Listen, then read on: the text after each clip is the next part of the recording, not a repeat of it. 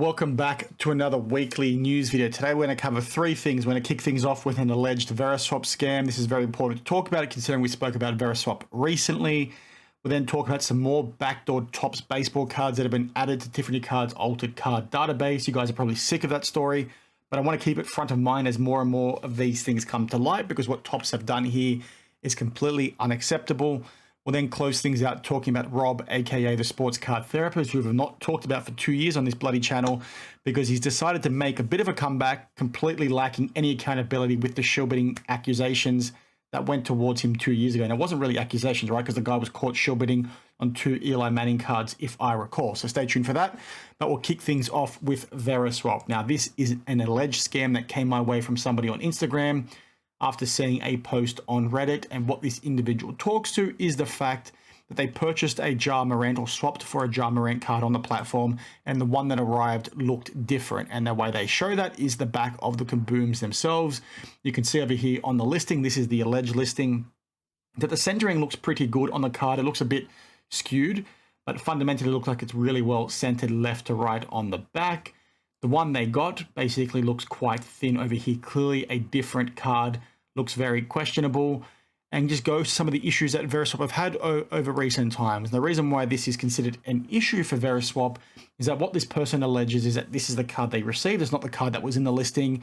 Veriswap came out and said, well, you know what, it passed our verification. It is in fact the same card.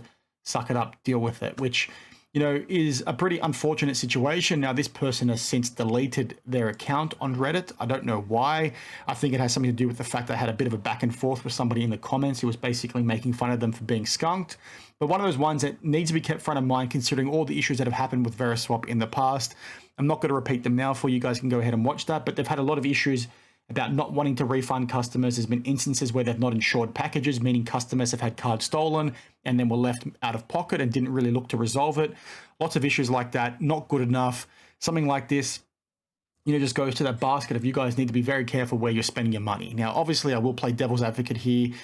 It's entirely possible that this person is trying to scam Veriswap, i.e. this is the card that Veriswap actually authenticated and actually sent to the customer. They had it arrive and they swapped it with another Ja Morant card, which is the one that you're sort of seeing here, in an effort to try and get a refund from Veriswap or send this inferior card back to them and screw over the person they did the swap with. That's entirely possible with everything that we've seen happen in this hobby over the last couple of years. Everybody's looking for an edge. Everybody's looking for, you know, ways to rip each other off. You know, when I say everyone, I say that with, you know, a grain of salt. As not everyone in the hobby is a pretty good place. But one of those ones that needs to be taken in context with this story. You know, Veriswap have had a lot of issues, but just keep that in mind. You know, and obviously if this person is telling the truth, that's completely unacceptable from Veriswap, and again goes to why you should be careful with where you're spending your money. So let me know your thoughts on this one, you know, down below. We'll quickly then, you know, jump into this updated story from Tiffany Cards. Now, these relate to those backdoored baseball cards I've talked about so many times on this channel. I think I've done 8 or 9 videos on this over the last 2 years, and fundamentally these were cards that were part of Bowman Chrome and I think Topps Chrome in 2023, if I remember correctly. These things showed up about 6 months before the release of those two products without any autographs, what you're sort of seeing in this photo over here. These cards showed up on social media, they showed up for sale on eBay, and they showed up before the product was even released, which was crazy, right? We covered the story. It came out that they were potentially stolen during the spring training period where people were going to get autographs signed. When I say people, I meant Topps representatives. These things ended up at a card store that was local to where spring training was held that year. And we sort of covered this in multiple videos because what transpired was that somebody started putting fake autos on them, Nelson Rada being the most notable, which is the ones that you can sort of see over here that I myself and others confirmed with him via Instagram that these were not his autographs, they were fake autographs and they were doing the rounds. Now, this is particularly frustrating because we've flagged it to Topps, we've tried to get people's attention. These things are ending up in PSA slabs and BGS slabs. Nobody's really listening, and more of these things continue to show up, right? We spoke about it 2 or 3 weeks ago when more showed up on eBay for sale, which is where this post over here from August 24th is from myself and also Auburn35. The reason why this is important is that more of them have showed up in lots and various other sales on eBay, and Tiffany Cards has once again flagged them that they've all been added to the altered card database. Again, if you don't use this website, I would encourage you to do so because it tracks stolen cards, it tracks trimmed cards, it tracks altered cards, anything and anything. If you're buying anything of top dollar value and you want to check here first, you come over here, You type the certification number in there from a slab or the card itself, and you're going to get information on it. If you see it here, don't buy the bloody card because it means it's been tampered with or potentially stolen. So God's work is what Tiffany Cards is doing. He does a fantastic job. I wanted to bring that front of mind for you guys so you can be aware of it.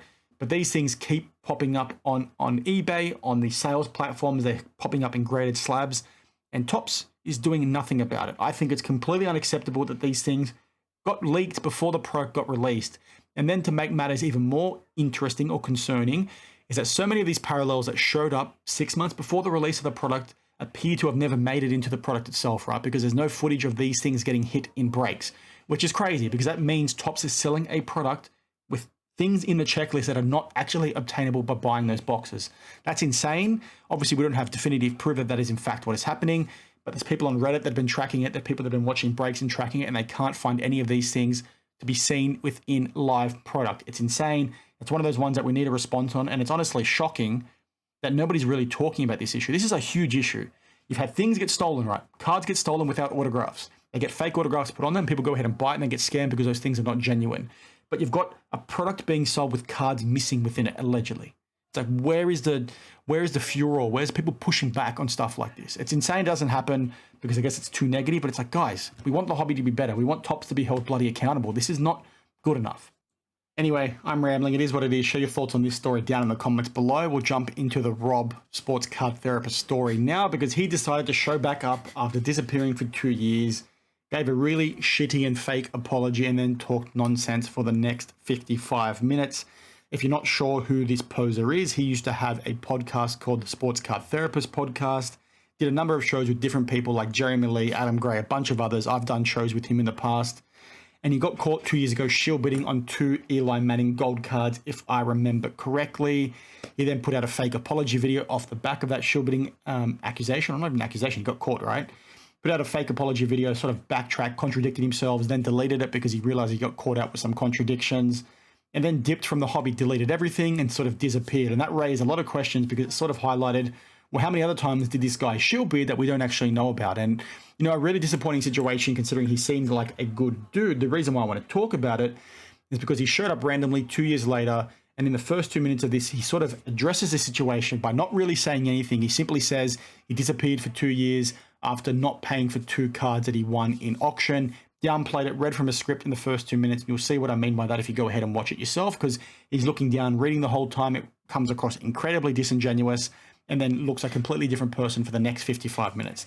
I think it's a really shitty thing to do if we see this guy get a platform again in this space. You know, I'm all for people having a second chance, but he was caught shill bidding. And that's, you know, completely unacceptable. Like, I can understand people in a situation where maybe they get caught up in something, they spend money they don't have, whatever. But that's not what happened to him in this particular instance. At least that's not what he told us at the time. So, you know, I know people make mistakes, people deserve second chances, but someone like him, they got caught shill bidding, should not get a second chance when it comes to platforms. In my opinion, he can participate in the hobby, he can do whatever he wants, but I just think it's, you know, crazy that people are going to probably start doing the circuit with him again. And if that happens, it's going to be really disappointing. And I think creators that sort of have him on, like the Sports Card Lessons podcast here, and don't challenge him on the shill bidding stuff, is going to be really disappointing. And I think that tells you a lot about those individuals, if I'm being perfectly honest with you. I can understand about wanting to give your friend a second chance and you want to talk to them because you want to try and help them out.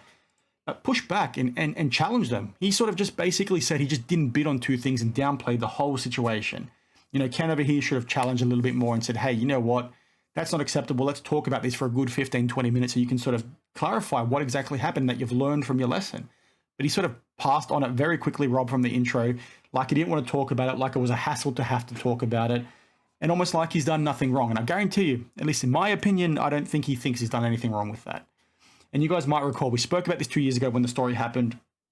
I broke something with this that nobody else really talked to, and was the fact that in his deleted apology video, he sort of came out and said, well, I don't actually want to pump the Eli Manning market, because if I actually wanted to manipulate the market, I actually would want to push the prices down, which is why I submitted a private comp to Card Ladder. And that raised a lot of alarm bells, and that's sort of when he started deleting things and stopped communicating with me, because he realized I challenged him on something that was probably really important. If you guys are not aware, Card Ladder allows you to submit private comps to them, i.e. a sale that occurs out at a card show or between you and I on Instagram as an example. And they sort of need some evidence to sort of prove that the sale happened, i.e. sales histories. You have to be a person of influence within the industry to sort of get some, you know, acknowledgement with that transaction. And what subsequently happened with card ladder is once I flagged this to them after this whole story broke, they went ahead and deleted that transaction from their history, which I think is a really good credit to them. And they also went ahead and changed how they display private comps in their app. I challenged them and sort of said, well, hey, me as a user, I don't want to know which ones are private comps a little bit easier. And what they sort of went ahead and did was they made them a different color.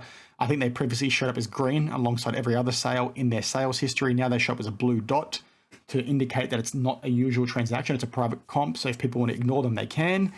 But one of those ones that Rob sort of contradicted himself on, because he sort of said, well, I don't want to pump the Eli market. I actually want to push it down, which is why I'm submitting these private comps, which to me at the time was a huge red flag, and said, hey, this guy's thinking about market manipulation. And did he have a Freudian slip there by saying that?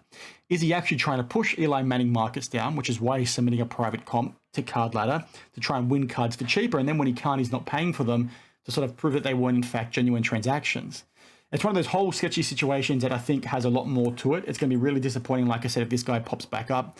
I know you guys probably don't like me talking about people like this, people that we've caught out as scammers in the past, but I thought, you know what, let's talk about it, because if this guy starts showing up on the circuits again, I think that's a really shitty thing to do. And if people are going to have him on, I really hope they actually challenge him and don't just let him read off a script for the first 2 minutes and say, hey, you know what, it is what it is. I just didn't bid on 2 items 2 years ago. I've now taken a break, blah, blah, blah, blah, blah.